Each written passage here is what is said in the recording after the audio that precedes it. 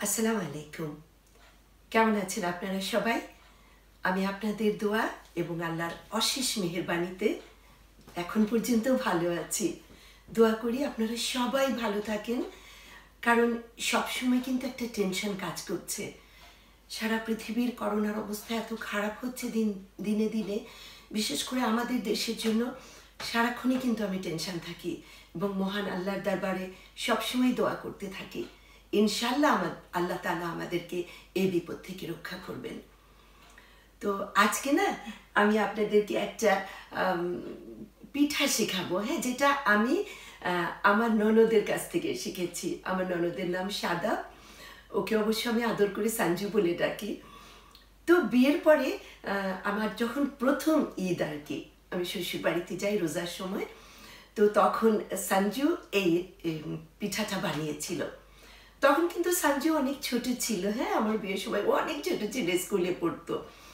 আর আমার পাশের বাসায় মানে চাচা শ্বশুরের মেয়ে ছিল নাজমি। তো এই সাদা আর নাজমি এই দুজনের সাথে আমার অনেক তাড়াতাড়ি বন্ধুত্ব হয়ে যায়, হ্যাঁ, এত ভালোবাসা হয়ে যায় আমাদের মধ্যে। আর পরে না ওই নাজমির সাথেই কিন্তু আমার দেবরের বিয়ে হয়। তো ওরা দুজনে অসম্ভব মজার রান্না করে। তো আমি সাদাবের কাছ থেকে ওই পিঠাটা শিখেছিলাম আর কি, ও বানাচ্ছিল আর আমি দেখছিলাম। তো পরে আমি বাসায় এসে যখন বানালাম, এত ভালো লাগলো আমার কাছে। তো আমি আবার আমার আব্বার বাসায় ওটা বানিয়ে নিয়ে গেছিলাম।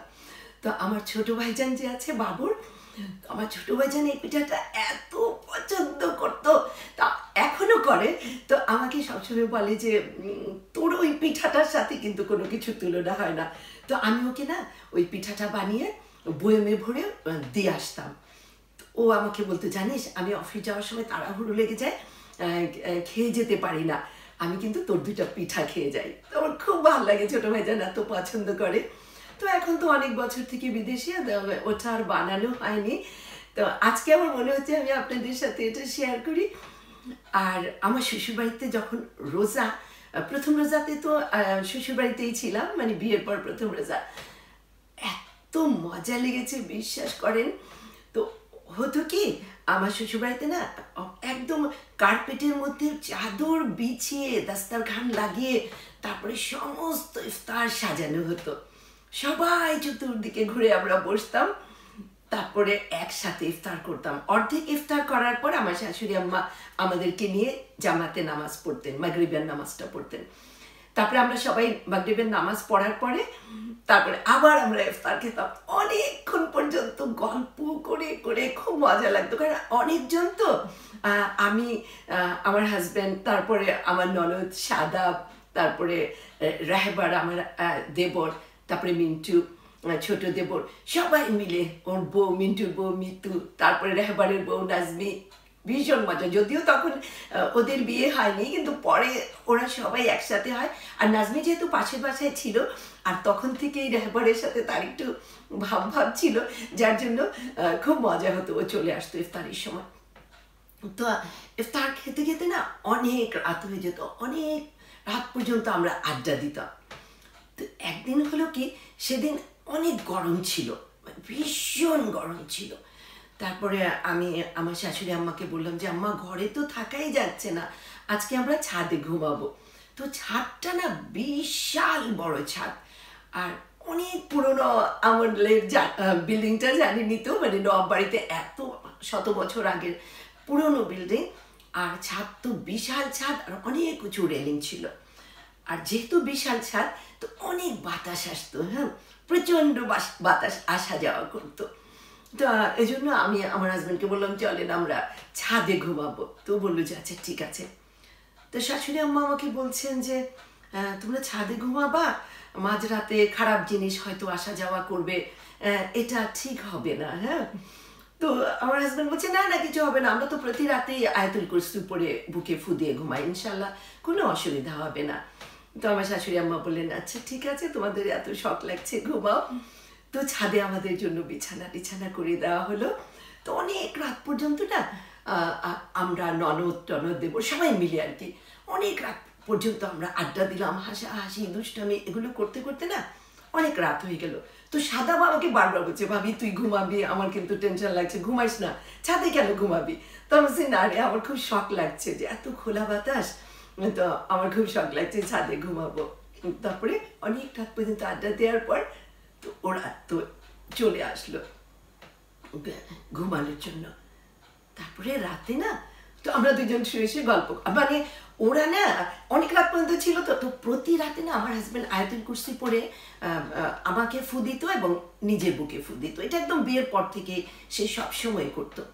তো সেদিন এত আড্ডার মাঝে না আমরা হাসি গল্পে না সেও ভুলে গেছে যে আমাকে ফু দেওয়ার জন্য বা নিজেকে ফু দেওয়ার জন্য। যাই হোক, ক্লান্ত হয়ে দুজনেই ঘুমিয়ে গেলাম। তো চিন্তা করলাম বেশিক্ষণ তো না, আবার সেরি খেতে উঠতে হবে। হঠাৎ করে মাঝরাতে আমি দেখি কি এত জোরে আমার গালে একটা থাপ্পড় দিল কে যেন, মানে আমি না ব্যথাতে চিৎকার করে আমি উঠে বসেছি। আমি উঠে বসে দেখি যে আমার হাজব্যান্ড কিন্তু অন্যদিকে ঘুরে গভীর ঘুম। তা আমি তাকে জোরে ধাক্কা দিচ্ছি, ও তো একদম চমকে, কি হয়েছে শিরো? আচ্ছা, আমাকে কে থাপ্পড় দিল? তো বলছে কি বল বোকার মতো কথা, তোমাকে কে থাপ্পড় দিবে? তা বলছে আমাকে অনেক জোরে থাপ্পড় দিয়েছে। তো বলছে কি বলছো তুমি? তাড়াতাড়ি ওকে হাত ধরে বাসার ভিতরে নিয়ে আসলো। তখনই ও দোয়া দরুদ পড়ছে আর আমাকে ফু দিচ্ছে। হ্যাঁ, তারপরে দেখি কি আমার এই গালটা না লাল হয়ে গেছে। তো আমার শাশুড়ি আম্মা দৌড়ে এসছেন, উনি এসে আমাকে পড়া পানি খাওয়ালেন, তারপরে আবার ফুটু দিলেন, দিয়ে তারপরে আমাকে বলছে যে এটা তো ঠিক না, আমি তো আগেই বলেছিলাম যে মাঝরাতে হয়তো খারাপ জিনিস আসা যাওয়া করতে পারে, তোমাদের তো ওখানে ঘুমানোই উচিত হয় না। আমি না ভয়ে কাঁপছি, বিশ্বাস করবেন না, হাত পা আমার ঠান্ডা হয়ে যাচ্ছে যে হায় হায় এটা কি হলো। তারপরে আমরা সেহরি খেতে বসলাম। সেহরি খেতে বসে তো আমার খালি ওই ভয়, আমি আমার বেডরুমের সমস্ত জানালা, আমি আমার হাজব্যান্ডকে বলছি সব জানালা বন্ধ করে দাও। তো বললো দেখো ঘরের ভিতর কিচ্ছু আসবে না ইনশাল্লাহ, কারণ প্রত্যেকটা দরজার উপরেই না দোয়ার দরুদ লিখে লাগানো আছে। তো এবং বললো যে এখানে এত ইবাদত হয়, নামাজ হয়, কোরআন তেলাওয়াত হয়, তো ঘরের ভিতর কিছুই আসবে না। খোলা ছাদে ওটা তো কন্ট্রোল করার কিছু ছিল না। যাই হোক, বিশ্বাস করেন ওই জিনিসটা এখন পর্যন্ত এখনো না মাঝে মাঝে না আমি চমকে যাই, মনে হয় কি কেউ আমাকে থাপ্পড় দিচ্ছে। মানে ওটা, ওই অভিজ্ঞতার কথা আমি কোনোদিন ভুলবো না জানেন। আর সবচেয়ে মজা হতো কি জানেন, নবাব বাড়িতে সবচেয়ে মজা লাগতো ইফতারের সময়টা। আমরা তো সবাই বললাম যে আমরা সবাই দাস্তারখান লাগিয়ে নিচে বসে ইফতার খেতাম। তো শাশুড়ি আম্মা, সাদাব, নাজমি সবাই মিলে অনেক ইফতার বানাতো। তারপরে তো নিচে ইফতারের মানে ঢেউ, এত ইফতার ওখানে, এত ইফতার কিনতে পাওয়া যায় পুরান ঢাকাতে। তো বাবুবাজার থেকে, যেহেতু আমাদের নবাব বাড়ি তো বাবুবাজারের সাথে, তো বাবুবাজার থেকে ইফতারগুলি কেনা হতো। হ্যাঁ, তো আমরা সবাই মিলে গোল হয়ে বসে ইফতার খাওয়া শুরু করতাম। তারপরে না জানেন, ইফতার যখন খাওয়া শেষ হয়ে যেত, ওই পেঁয়াজি, বেগুনি, আলু চপ, কাবাব টাবাব অনেক কিছু রয়ে যেত। হ্যাঁ, তো আমার দেবর রাহবার সবসময় ও মুড়ির ভর্তাটা বানাতো। বড় একটা বলের মধ্যে সব কিছু ভেঙে নিত, সব কিছু ভেঙে ওর মধ্যে মুড়ি দিত, দিয়ে লেবুর রস চিপে, টমেটো, কাঁচামরিচ, ধনে পাতা সব কিছু দিয়ে অন্য একটা মুড়ি মাখাতো। এত মজা হতো। ওটাতে রাহবারই এক্সপার্ট ছিল, ওটা আর কেউ বানাতো না, সবসময় সেই বানাতো। তো এই স্মৃতিগুলি জানেন আমার না, যে বিদেশে আসার পর থেকে আমার এত এত কষ্ট লাগে জানেন, এগুলো যখন মনে হয় আরে আমি কত কি মিস করছি। এই ছোট ছোট সুখগুলো, এটা কিন্তু ভোলা যায় না। বা সেহরিতে উঠে সবাই একসাথে খাওয়া, হইচই করা। আর আমার না আসলে এই একান্নবর্তী পরিবারটা আমার ভীষণ ভালো লাগে, ভীষণ ভালো লাগে। আমার বাচ্চারাও পছন্দ করে, বিশেষ করে আমার ছোট মেয়ে তানা, ও তো পাগল, সবার সাথে মিলেমিশে থাকবে, একসাথে থাকবে। যেমন আমার হাজব্যান্ডও কিন্তু এরকমই ছিলেন। তো তার ভীষণ শখ ছিল সবাই একসাথে থাকবো। কিন্তু আমার হাজব্যান্ডের আর্মির চাকরির কারণে তার খুব ঘন ঘন পোস্টিং হতো। তো আম্মাকে, আমার শাশুড়ি আম্মাকে আমরা কিন্তু সবসময় বলতাম যে আম্মা আমাদের কাছে চলে আসেন, কারণ আমার বাচ্চারা তার দাদিজানকে ভীষণ মিস করতো। তো আমি সবসময় বলতাম আম্মা, আমার হাজব্যান্ডও চাইতো যে আম্মা আপনি আমাদের সাথে থাকেন। আম্মা আসতেন ঠিকই, কিন্তু কিছুদিন বেরিয়ে আম্মা চলে যেতেন। আসলে আমি এখন বুঝি তার নিজের সংসার ছেড়ে না উনি কোথাও যে বেশি দিন থাকতে পারতেন না। নিজের এত বছরের সাজানো সংসার, যার জন্য আম্মা খুব একটা এসে বেশি দিন থাকতেন না, অল্প কয়েকদিন থেকে চলে যেতেন। তো আর আমার হাজব্যান্ডের যে সেই শখটা যে ছিল সবাই একসাথে থাকা, এটা তার ভীষণ মনে কষ্ট দিত যে আর্মি চাকরির কারণে তাকে বারবার পোস্টিং হতে হয়, এখানে সেখানে থাকতে হয়। আর সবাই যেহেতু তখন লেখাপড়া করছে, সাদাব, রেহবার, মিন্টু ওরা পড়াশোনা করছে, তো এই জন্য না কেউই তেমন করে এসে থাকতে পারতো না, কারণ তাদের পড়াশোনায় ডিস্টার্ব হতো।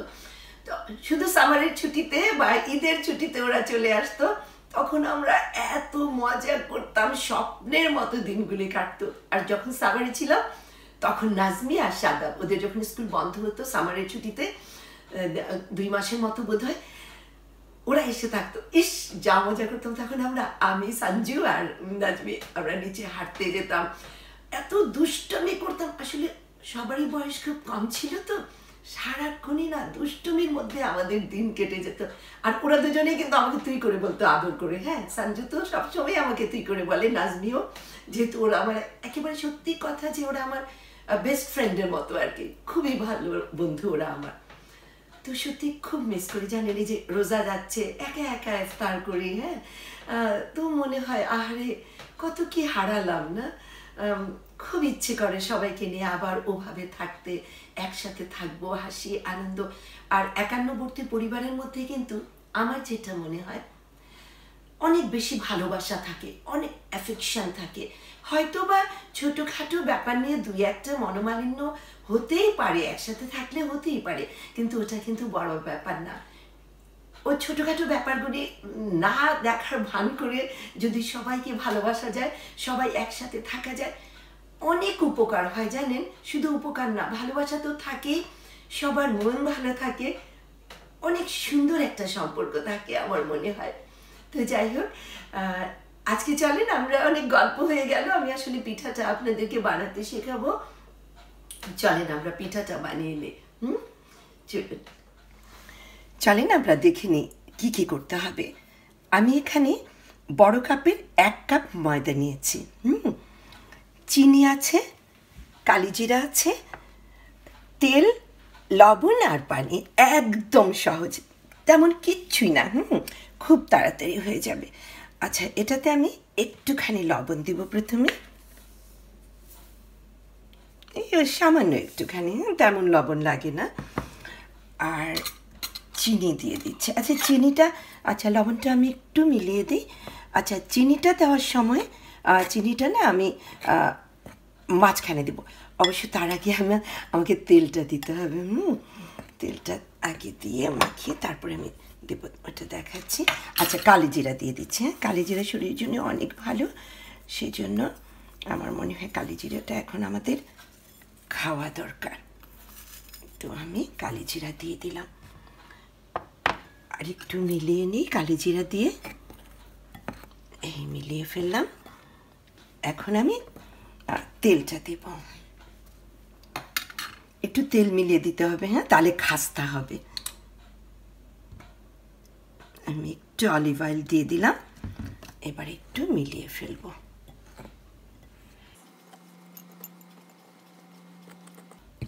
এবার আমি এগুলো সাইড করে রেখে চিনিটা দিচ্ছি, কারণ চিনির উপরেই আমি পানিটা দিব, না হলে চিনিটা সহজে গলবে না। চিনি তো আপনাদের পছন্দ মতো, যে যেমন মিষ্টি খান। তো আমি এতটা দিলাম, যেহেতু 1 কাপ ময়দা, খুব একটা বেশি চিনি লাগবে না। পানিটাও আমি দেখে দেব।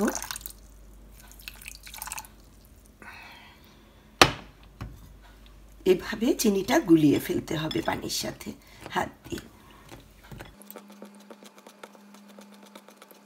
চিনিটা মিশে গিয়েছে, এবার আমরা সব কিছু একবারে মিলিয়ে ফেলব। ওহো, আংটিটা তো খোলা হয়নি, যাক। আর একটু পানি লাগবে। আর গোলাটা কেমন হবে জানেন? এই যে আমরা পরোটা বা রুটি যেরকম বানাই না, ওরকম হবে। হ্যাঁ, পাতলা হবে না কিন্তু।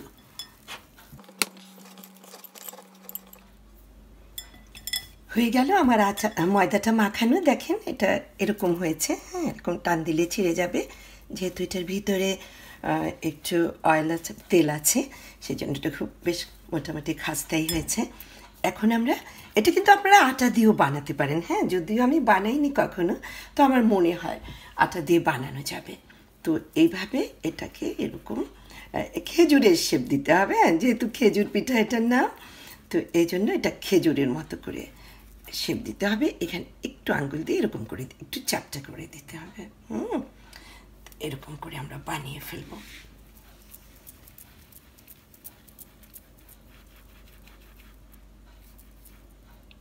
এই যে এরকম শেপ হবে। এটা এত মজা জানেন, এটা না আপনারা ডাব্বাতে রেখে বা কাচের বয়মে রেখে একেবারে 15-20 দিনও এটা থাকবে জানেন, অনেক দিন রেখে এটা খাওয়া যায়। দেখেন কি সুন্দর করে সবগুলো আমি বানিয়ে ফেলেছি, ঠিক এই ডিজাইনটাই হবে। আচ্ছা, এখন আমরা ভাজবো। আমি চুলোটা জ্বালিয়ে দিচ্ছি, গরম হোক। তারপর কড়াইটা গরম হয়ে গেছে, এবার আমি তেল দিয়ে দিব। তেল একটু বেশি দিতে হবে, ডুবো তেলে ভাজতে হবে। তো আমি তেলটা দিয়ে দিচ্ছি। আর এটা না খুব মানে ধিমা জালে এটা ভাজতে হবে, নাহলে কিন্তু উপরে পুড়ে যাবে, ভিতরে কাঁচা থেকে যাবে। তো আস্তে আস্তে এটা ভাজতে হবে। দেখে নিই, আগে তেলটা গরম হোক, তারপরে আমি আপনাদের দেখাচ্ছি। তেলটা গরম হয়ে গেছে, এখন আমি চুলোটা অনেকটা কমিয়ে দিব। 9-এ ছিল, আমি 7-এ করে দিচ্ছি, কারণ একদম গরম তেলে এটা দিয়ে দিলে না এটা সাথে সাথে পুড়ে যাবে। এখন আমি দিয়ে দিচ্ছি, আর একটু কমিয়ে দিচ্ছি আমি, কারণ তেলটা খুবই বেশি গরম হয়েছে। এটা কিন্তু ফুলে যাবে জানেন, যা দেখা যাচ্ছে তার থেকে বেশ বড় হয়ে যাবে, আর খুব খাস্তা, এত মচমচে হয়, এত মজা হয় এটা।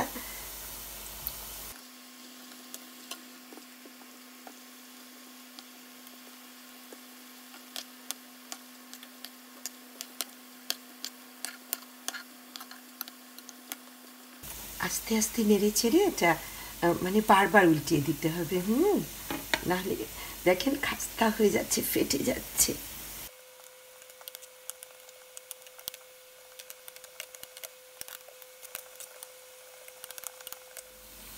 দেখেন কেমন সুন্দর হালকা হালকা বাদামি হয়েছে। তো এবার আমরা তুলে ফেলবো।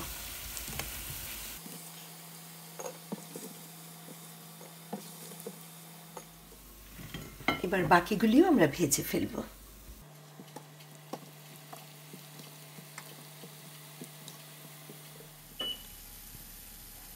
হয়ে গেল আমার দারুণ মজার খেজুর পিঠা। আমি আশা করি আপনারা সবাই এটা বানিয়ে খাবেন। আর জানেন, এটা একবার বানালে না ধরেন 10-15 দিন তো থাকবেই, হ্যাঁ, যদি কাচের বয়মে বা টিনের ডাব্বাতেও রেখে দিতে পারেন, কোনো অসুবিধা নাই। আর শীতের দিনে তো আরও বেশি থাকে। আর শুধু রোজা না, জানেন, কেউ যদি আসলো বেড়াতে, চায়ের সাথে দিতে পারবেন। খুব মজার পিঠা, ভীষণ খাস্তা আর ভীষণ মজা। আশা করি আপনাদের কাছে আজকের রেসিপিটা ভালো লেগেছে, আর অবশ্যই আপনারা বানিয়ে খাবেন। আর যদি বানাতে ইচ্ছে না করে, কোনো অসুবিধা নেই, আমি আছি না। আপনারা সবাই আমার বাসায় চলে আসবেন, আমি বানাবো, আর আপনারা মজা মজা করে খাবেন। তো আজ এ পর্যন্তই। আবার কোনো রেসিপি নিয়ে আপনাদের সামনে হাজির হব খুব তাড়াতাড়ি ইনশাল্লাহ। ততদিন দোয়া করি সবাই আপনারা ভালো থাকেন। আল্লাহ হাফেজ।